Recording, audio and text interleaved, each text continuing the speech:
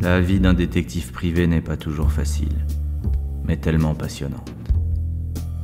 On ne s'arrête jamais de chercher, et l'on remet sans cesse en question ce que l'on découvre, un peu comme un étudiant en biologie. Si je vous raconte ça, c'est parce que je terminais ce soir-là une enquête pour le moins opaque. La police ne s'était pas intéressée à ce meurtre, trop insignifiant pour elle. C'est pour cette raison qu'on m'avait dépêché sur place. J'étais loin de me douter de la complexité de l'affaire. Le début de mon enquête m'avait rapporté des éléments bien maigres.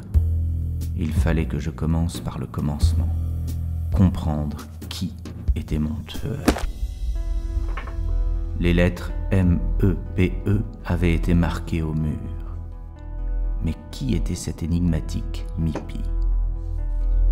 En débutant mes recherches, je m'aperçus qu'il s'agissait du nom d'un gène, ce petit grain d'information transmis d'un individu à sa descendance, et qui détermine par exemple si les yeux seront bleus ou verts. Mais dans ce cas précis, il n'était pas question de couleur d'yeux. Le gène MIPI permettait l'expression d'une protéine dans les cellules des os et des dents. En d'autres termes, c'était cette protéine qui jouait un rôle important dans la minéralisation des tissus durs. Elle contribuait au bon fonctionnement de la formation des os et des dents.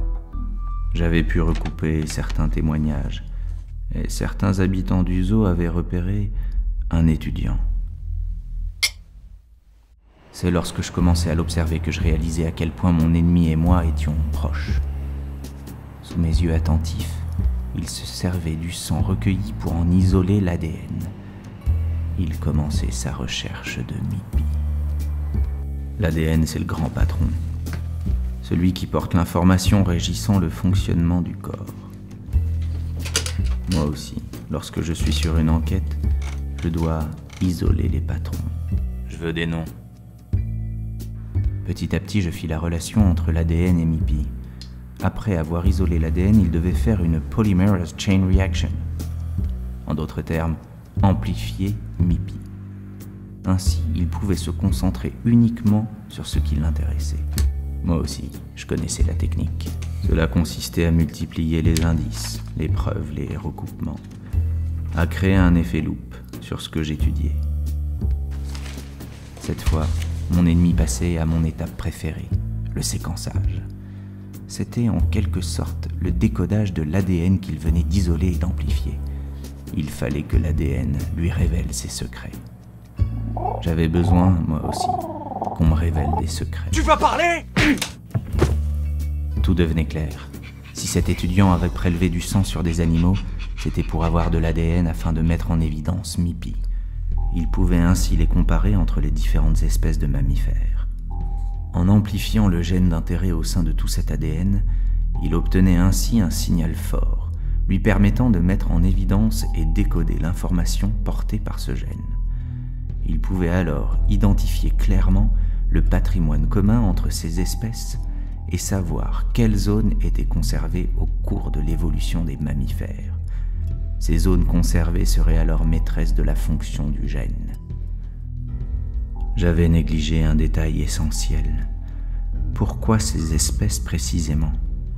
Un éléphant, un tamanoir, un daman et j'en passe. Tous représentant une grande lignée de mammifères.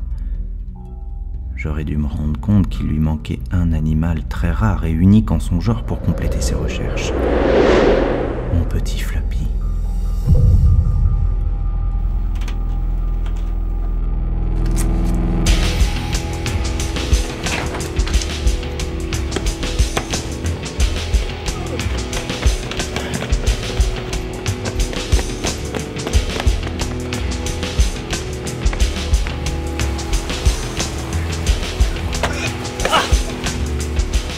N'approchez pas. Restez où vous êtes ou je saigne cette chose. Non. Tu vas faire une très grosse bêtise. Et tu vas le regretter toute ta vie. Mais j'ai besoin de lui. J'ai besoin de l'ADN de cette espèce de mammifère très rare. Pourquoi chercher Mipi? C'est pour ma mémé. Elle est centenaire et elle est atteinte d'une maladie génétique. Les médecins m'ont dit que c'était le gène Mipi qui en était à l'origine. Et trop peu de recherches ont été faites là-dessus, il a été découvert trop récemment. La seule chance que j'ai de sauver Mamie, c'est de comprendre Mipi. De comprendre pourquoi son Mipi est défaillant. Rends-moi Floppy. Je promets de t'aider. Vous me mentez. Vous voulez abuser de ma confiance pour me coffrer. Oui. Mais si tu touches à Floppy, je te descends.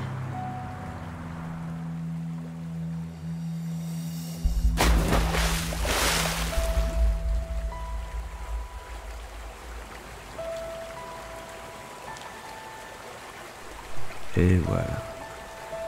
Une fois de plus, j'avais résolu une affaire en laissant s'enfuir un assassin dans la nature. La vie d'un détective privé n'est pas toujours facile, mais tellement passionnante. On ne s'arrête jamais de chercher, et l'on remet sans cesse en... Allô? Alors, Dick, est-ce que Floppy a cessé de hurler? N'essayez pas de relever l'appel, je ne vous en laisserai pas le temps. J'aimerais poursuivre cette conversation, mais j'ai un vieil ami pour le dîner. Au revoir, Mr. Mipi.